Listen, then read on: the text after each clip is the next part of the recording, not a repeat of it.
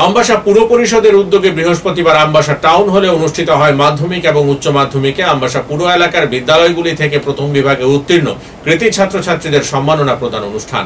প্রদীপ প্রজ্বলনের মধ্য দিয়ে অনুষ্ঠানের সূচনা করেন আমবাসা পুর পরিষদের চেয়ারম্যান প্রতিমা মালাকার। অন্যান্য অতিথিদের মধ্যে উপস্থিত ছিলেন কাউন্সিলর উত্তম অধিকারী, কাউন্সিলর দীপা দেব, কাউন্সিলর সুমন দেবনাথ, কাউন্সিলর সুমন পাল, আমবাসা পুর পরিষদের deputy chief executive officer Dibyendu Das, Ambassa বিদ্যালয় পরিদর্শক বিষ্ণু দত্ত সহ অন্যান্যরা। এদিন পুর এলাকার বিভিন্ন বিদ্যালয় থেকে মাধ্যমিক ও উচ্চ মাধ্যমিকে প্রথম বিভাগে উত্তীর্ণ 51 জন কৃতী ছাত্রছাত্রীদের সম্মাননা প্রদান করা হয়। মানবিকতার ডাকে সাড়া দেয় না, যে শিক্ষা মানবিক মূল্যবোধ যাকে সহায়তা করে না, উদ্বুদ্ধ করে না, সেই শিক্ষা কোনো মতেই প্রকৃত শিক্ষা হতে পারে না।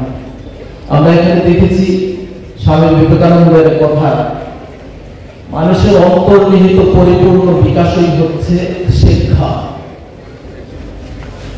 দার্শনিক, শিক্ষাবিদ, সমাজ সংস্কারক এবং সারা বিশ্বের যিনি যুব আইকন স্বামী বিবেকানন্দ, ওনার যে ভাব বা অভিব্যক্তি সে অনুসারে বলেছেন। কিন্তু আমার খারাপ লাগছে, হয়তো ওটা একটা ছোট্ট ভুল। স্বামী বিবেকানন্দের নামটাই ভুল হয়েছে।